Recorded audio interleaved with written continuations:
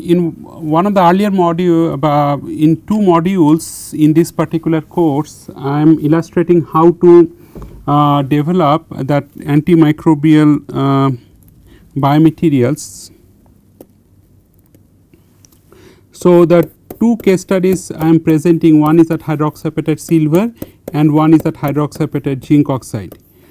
The central theme of discussion of these 2 materials is that while we have to provide antimicrobial properties or induce antimicrobial properties, but we cannot compromise on the cell viability. So, therefore, I am writing antimicrobial properties together with uncompromised cell viability, uncompromised cell viability or cell functionality properties. So, this demands that very careful and thoughtful design of these 2 materials that I am illustrating in this particular module. I will be discussing on the hydroxy silver. In another module, I am discussing hydroxyapatite zinc oxide composite development. Now, hydroxyapatite silver, these materials can be produced by 2 different approaches. One is called mechanical mixing of silver, and then second is that chemical synthesis route. So, the mechanical mixing, and in both the cases, so 2 processing approaches. One is that mechanical mixing,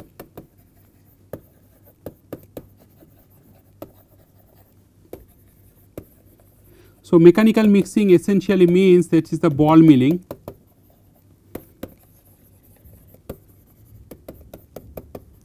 And then second one is that wet chemical synthesis. Now, wet chemical synthesis approach will be emphasized in this module. Now, mechanical mixing simply means that you take hydroxide powder and you take metallic silver powder, you mix it with certain time for certain time with the expectation that silver will be homogeneously distributed in hydroxyapatite matrix, and that will be followed by sintering. So, this is very much material science based approach, but more chemistry based approach is that wet chemical synthesis. So, that like any other wet chemical synthesis, you start with that precursor solution of this silver as well as the hydroxyapatite, and the precursor solution here is a silver nitrate for silver, and then for hydroxyapatite we are using calcium nitrate 4H2O, CaNO3O2 4H2O, and ammonium phosphate, that NH4 HPO4, and then we make this to a 0.5 molar solution of these particular precursors. Then you stir it for 2 hours, then you centrifuge, crush it, and then calcine it at 800 degrees Celsius for 2 hours. After the cancellation, you sinter it at 1200 degrees Celsius for 2 hours. After you sinter it, then you can do the XRD test to confirm this hydroxyapatite whether silver is doped into hydroxyapatite. So, as I said that this hydroxyapatite silver, when it is mechanically mixed, then we expect metallic silver to be distributed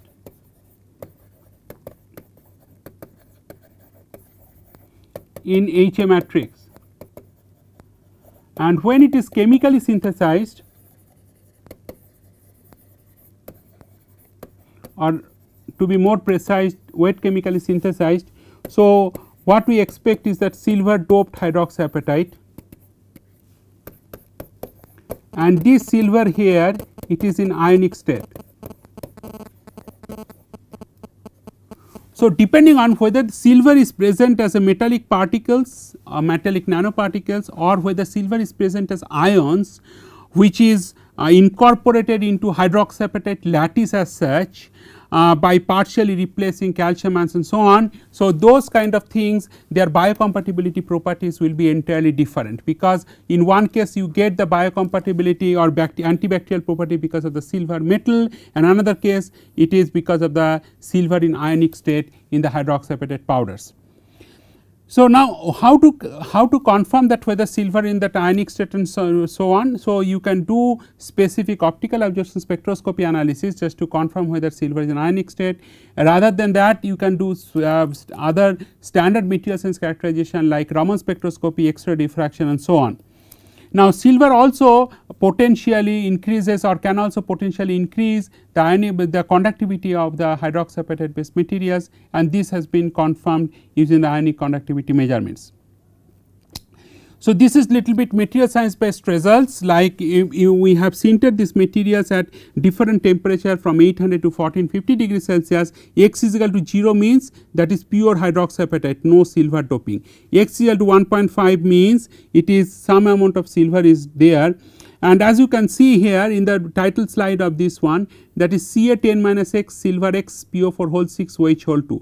So, without silver the stoichiometric hydroxyapatite has a chemical composition Ca10 PO4 whole 6 OH2, and as I said, silver is incorporated in the hydroxyapatite lattice, that is why it is put that silver subscript X, that is X% silver is being incorporated, and that is replacing that calcium in that hydroxyapatite lattice. Now, when you when X value is 0.5 here, when X value is 0.5 here, then we are seeing that some additional phases that are present like tricalcium phosphate and so on. So, now with systematic variation in the composition like X equal to 0.3, 0.5 up to 1.0, you can see that when they are sintered at 800 degrees Celsius, you get a different phase assemblage. And when you are getting the same sample sintered at 1200 degrees Celsius, there is indeed a difference in the terms of the X-ray characteristic peak intensity. Now, some of the peaks which are mentioned here, now $ peak is that beta tricalcium phosphate, and then closed symbol it is that calcium oxide, and then star is that alpha tricalcium phosphate. So, what you see here, this is more alpha tricalcium phosphate based phase, and this is more on $ is the beta tricalcium phosphate. So, when you sinter at lower temperature, the beta tricalcium phosphate phase forms, and when you sinter at higher temperature, it is more alpha tricalcium phosphate phase has formed. So, Raman spectroscopy analysis further confirms that different stretching, bending and asymmetric mode of vibration of the phosphate group that has been shown here, indicated by different arrow at different places, and as you can see that this is also dependent on that different substitution level of the silver into hydroxyapatite. Now, these other things that has been mentioned that needs to be clearly mentioned here, that this is essentially this particular peak which you see here with this arrow, this is essentially indicating or indicates that OH minus, that hydroxyl group. Now, when you start with that baseline hydroxyapatite, you expect very strong OH minus peak simply because Ca10 PO4 whole 6 OH whole 2. Now, as you keep on substituting calcium by, or you are doping that silver into the hydroxyapatite lattice, then this OH minus intensity, that Raman band gets decreased and subsequently at X equal to 1.5 it completely disappears. What it means that at X equal to 1.5 you do not have any presence of hydroxyapatite, instead you will have tricalcium phosphate, and this tricalcium phosphate is either alpha or beta depending on whether what temperature you are sintering at 800 or 1200 degree Celsius. The ACM images of this sintered microstructure and at different substitution level, and particularly in the window of 0.8 to 1.5. Now, what you see, this is like a typical geometrically cubic shaped silver crystal, also you can see that is present in this microstructure, and this has been clearly shown in the inset. Now, if you look at that micron bar, this is 1 micron, this green line is 1 micron. So, therefore, individual these crystals is 1 micron in size. So, this 1 micron in size silver crystals that has been shown to disperse or embedded in this calcium 10 minus X silver X PO4 whole 6 OH minus 2 ceramic. Okay. Now, coming to that antimicrobial property of these materials. So, these pellets which are sintered, they are inoculated with E. coli, Escherichia coli for 4 hours.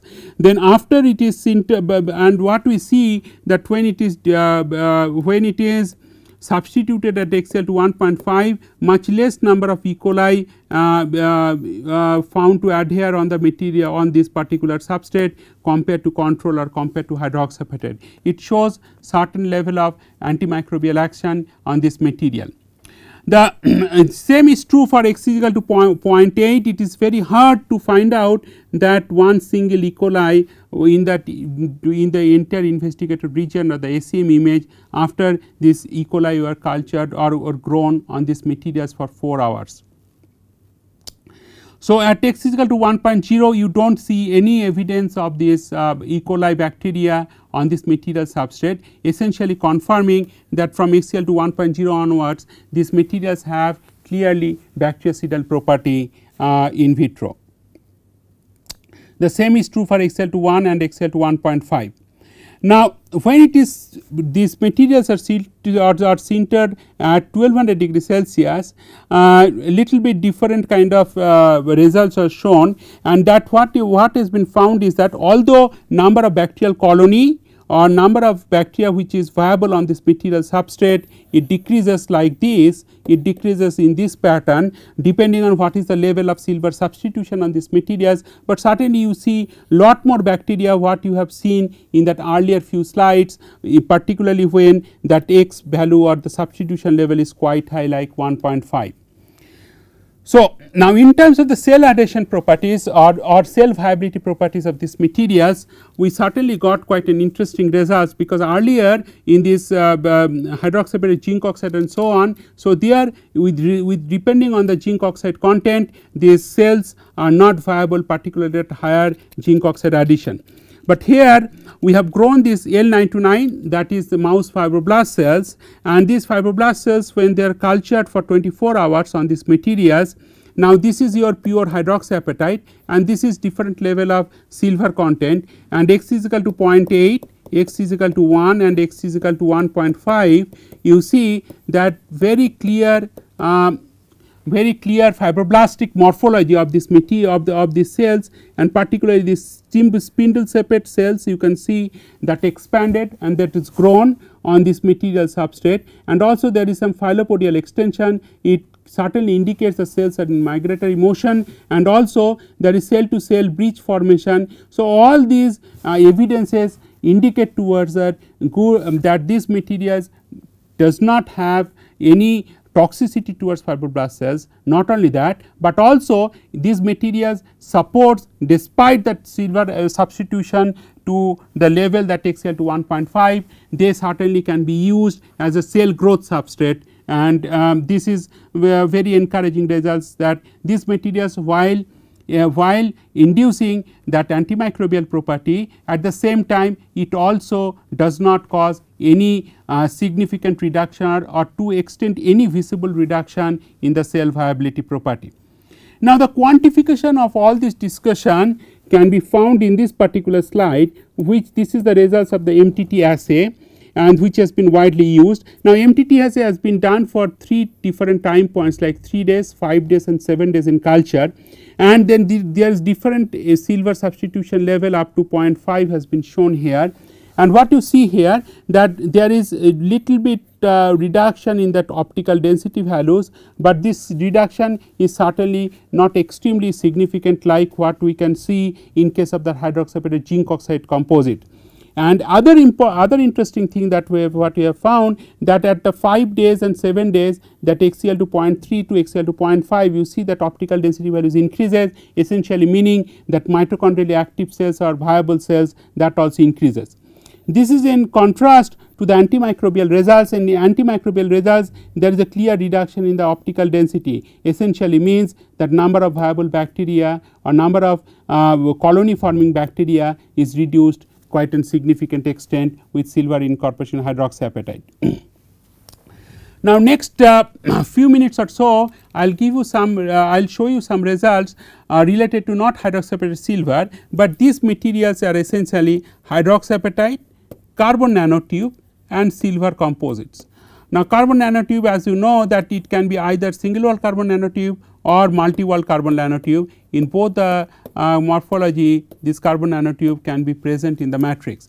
Now, when you do this hydroxyapatite carbon nanotube and silver composites, so we have done classical material science analysis of X-ray diffraction just to confirm that characteristic hydroxyapatite peaks are retained in the spark plasma sintered composites. Then second one is the Raman spectroscopy analysis. shows that particularly carbon, the disordered peak and graphitic peak are clearly present at two distinct Raman bands of 1354 and 1581 centimeter inverse respectively. Now, in antimicrobial tests were conducted using two strains, one is the E. coli strain, that is the gram negative bacteria, and one is that S. epidermidis Staphylococcus epidermidis, that is a gram positive bacteria. Let me also remind you once more that any time one has to assess that antimicrobial property of any synthetic biomaterial, it is important to use not only one strain, but also more than two strain types, preferably one from gram negative and one from gram positive, so that one can confirm that efficacy of the antimicrobial property of these materials. Now, same logic or rationale has been followed here, and what you see here that hydroxyapatite, this one hydroxide silver 950 essentially tells you that that is the SPS temperature at which these materials are sintered. Now, when this S. epidermidis is there, that hydroxide silver, in silver certainly that number of bacteria which is present, that is fairly less. What about CNT? CNT as such does not have any antimicrobial property, but when we have developed the composite of CNT and silver mixed, and then we see that no evidence of that S. epidermidis bacteria which is growing as a, or which has a tendency to form any colony on this material. So, this is the story for the gram negative, this gram positive this way, and coming to gram negative E. coli, here again in the hydroxyapatite as such, this is the hydroxyapatite and this is the hydroxyapatite silver. Compared to hydroxyapatite, number of bacteria on this hydroxyapatite silver is significantly less.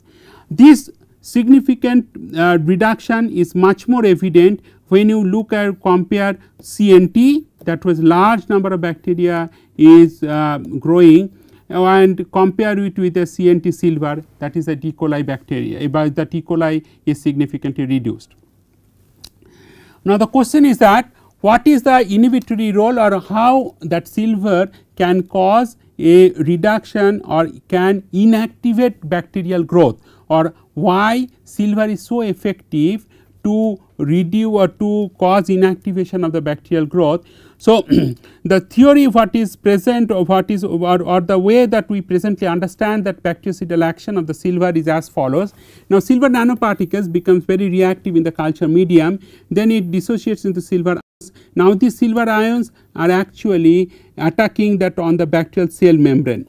Now, this depending on this how silver ions, this is at the viewing at the surface level. Now, the silver ions depending on the size of the silver ions, like which is less than 100 nanometer, then what you can do, what they can do, they can get inside in the cytoplasm of this or cytosol of this bacterial cells. Now, as you know that bacteria does not have a very well developed nucleus like eukaryotic cells. Instead, the DNA is dispersed in this in the cytoplasm itself. So, these silver ions, now this will be there is a possibility that silver also will cause the breakage of this base pairing of this DNA.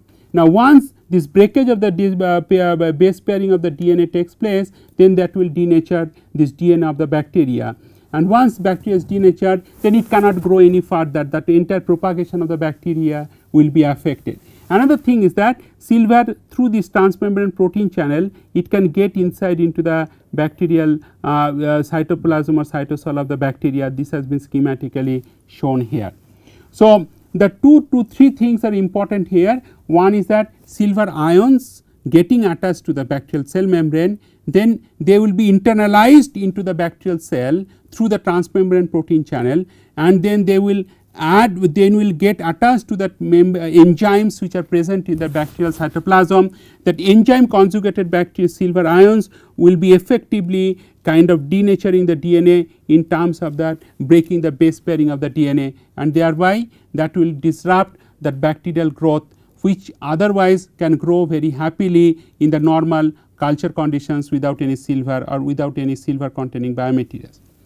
Now, this has been shown that whatever earlier discussion or whatever earlier observation of that hydroxyapatite, CNT, silver and so on, what you see with respect to hydroxyapatite silver, that silver addition is certainly effective, but it is much more effective and much more significant when we compare that CNT with CNT silver, and you can it is very clearly shown here in this quantitative results.